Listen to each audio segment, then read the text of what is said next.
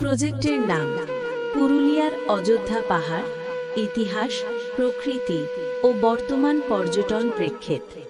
প্রস্তুতকারক অজয় মোদক। ঠিকানা অযোধ্যা পাহাড়, বাঘমুন্ডি ব্লক, জেলা পুরুলিয়া, পশ্চিমবঙ্গ। পিন 723152। 1. ভূমিকা ও ভৌগোলিক অবস্থান। পশ্চিমবঙ্গের পুরুলিয়া জেলায় অবস্থিত অযোধ্যা পাহাড় ছোটনাগপুর মালভূমির একটি অবিচ্ছেদ্য অংশ। এটি একটি উচ্চভূমি অঞ্চল যা মূলত গ্রানাইট এবং নিস শিলা দ্বারা গঠিত। সমুদ্রপৃষ্ঠ থেকে এর সর্বোচ্চ উচ্চতা প্রায় 2329 ফুট। গোর্গাবুরু। আমি অজয় মোদক ব্যক্তিগতভাবে এই পাহাড় ভ্রমণ করে এর প্রাকৃতিক সৌন্দর্য এবং ঐতিহাসিক গুরুত্ব উপলব্ধি করেছি। এই প্রজেক্টের মাধ্যমে আমি এই অঞ্চলের গভীর ইতিহাস এবং বর্তমান পর্যটন ব্যবস্থার একটি সামগ্রিক চিত্র তুলে ধরার চেষ্টা করেছি। 2. বিস্তারিত ঐতিহাসিক ও পৌরাণিক প্রেক্ষাপট। অযোধ্যা পাহাড়ের ইতিহাস শুধুমাত্র পাথুরে মাটি বা জঙ্গলে সীমাবদ্ধ নয়, এর সাথে মিশে আছে প্রাচীন ভারতের মহাকাব্যিক গাথা। রামায়ণের সংযোগ। প্রচলিত জনশ্রুতি অনুযায়ী 14 বছর বনবাসের সময় শ্রীরামচন্দ্র, সীতা দেবী এবং লক্ষ্মণ এই পাহাড়ে কিছুদিন অবস্থান করেছিলেন। দীর্ঘ পথে চলায় সীতা দেবী তৃষ্ণার্ত হয়ে পড়লে শ্রীরামচন্দ্র তার ধনুক থেকে বাণ নিক্ষেপ করে মাটির গভীর থেকে জলধারা বের করেছিলেন। সেই স্থানটি আজও সীতাকুণ্ড নামে পরিচিত। আজও প্রতি বছর বৈশাখী পূর্ণিমার দিন আদিবাসী সম্প্রদায়ের মানুষ এখানে জড়ো হয়ে শিকার উৎসবে মেতে ওঠার আগে সীতাকুণ্ডের জল পান করেন। আদিবাসী সংস্কৃতি ও বিদ্রোহ। এই পাহাড়টি মুন্ডা, সাঁওতাল ও ভূমিজ আদিবাসীদের মূল বিচরণ ক্ষেত্র। ঐতিহাসিকভাবে সিধু কানহু এবং বিরসা মুন্ডা আন্দোলনের রেশ এই পাহাড়ের জঙ্গলগুলোতেও পৌঁছেছিল। ব্রিটিশ শাসনকালে এই গভীর অরণ্য বিপ্লবীদের আশ্রয়স্থল হিসাবে ব্যবহৃত হতো। এখানকার গ্রামগুলোতে আজও সেই প্রাচীন ঐতিহ্য এবং বীরগাথা ছৌ নাচের মাধ্যমে জীবিত রাখা হয়েছে। 3. আমার ভ্রমণে দেখা প্রধান পর্যটন কেন্দ্রসমূহ। অযোধ্যা পাহাড়ের আনাচে কানাচে ছড়িয়ে থাকা দর্শনীয় স্থানগুলো আমি নিজে ঘুরে দেখেছি, যার সংক্ষিপ্ত বিবরণ নিচে দেওয়া হলো। Purulia pump storage project PPSP। এটি ভারতের অন্যতম বৃহত্তম জলবিদ্যুৎ প্রকল্প। পাহাড়ের ওপরে একটি বিশাল জলাধার এবং নিচে আরেকটি জলাধার তৈরি করা হয়েছে। রাতে এই অঞ্চলটি যখন আলোয় ভরে ওঠে তখন এক মায়াবী পরিবেশ সৃষ্টি হয়। Marble lake. আগে এটি একটি পাথরের খনি ছিল। বর্তমানে বৃষ্টির জল জমে নীলচে রঙের এক গভীর হ্রদ সৃষ্টি হয়েছে।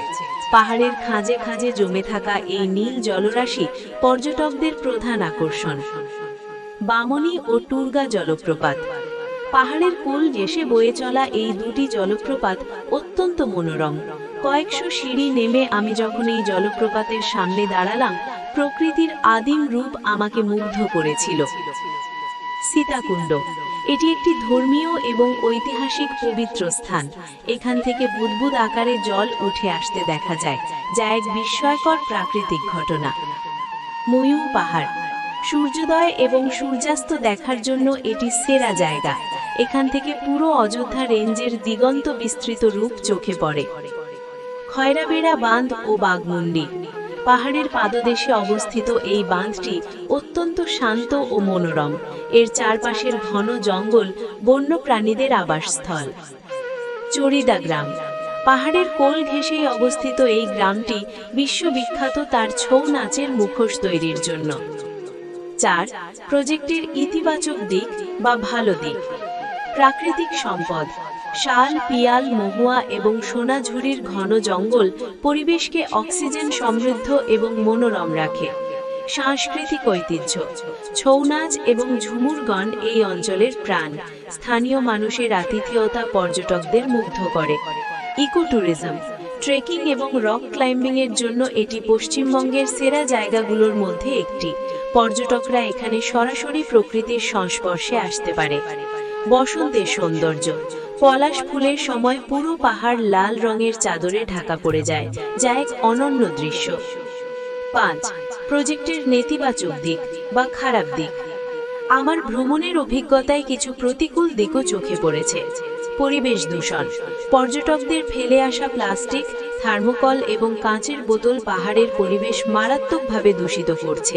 ডাস্টবিনের অভাব প্রকট। পরিবহন ব্যবস্থার অপদ্রব্যতা। সরকারি বা সুলভ কোনো বাস পরিষেবা পাহাড়ের ভেতরের স্পটগুলোতে যাওয়ার জন্য নেই। পর্যটকদের চড়া দামে ব্যক্তিগত গাড়ি ভাড়া করতে হয়। জলের সমস্যা। পাহাড়ি অঞ্চল হওয়ায় গ্রীষ্মকালে স্থানীয় মানুষ ও হোটেলগুলোতে তীব্র জলকষ্ট দেখা দেয়। অনিয়ন্ত্রিত নির্মাণ। পাহাড়ের প্রাকৃতিক ভারসাম্য না মেনেই প্রচুর পরিমাণে পাকা কটেজ ও হোটেল তৈরি হচ্ছে, যা পাহাড়ের মাটির গঠনকে দুর্বল করে দিচ্ছে। 6. সংস্কারের জন্য প্রয়োজনীয় প্রস্তাবনা। অযোধ্যা পাহাড়কে আরও উন্নত করতে নিচের পদক্ষেপগুলো নেওয়া জরুরি। Solid waste management. পাহাড়কে প্লাস্টিক মুক্ত রাখতে কঠোর আইন এবং নির্দিষ্ট দূরত্ব অন্তর বর্জ্য ফেলার আধুনিক ব্যবস্থা করতে হবে। গাইড প্রশিক্ষণ।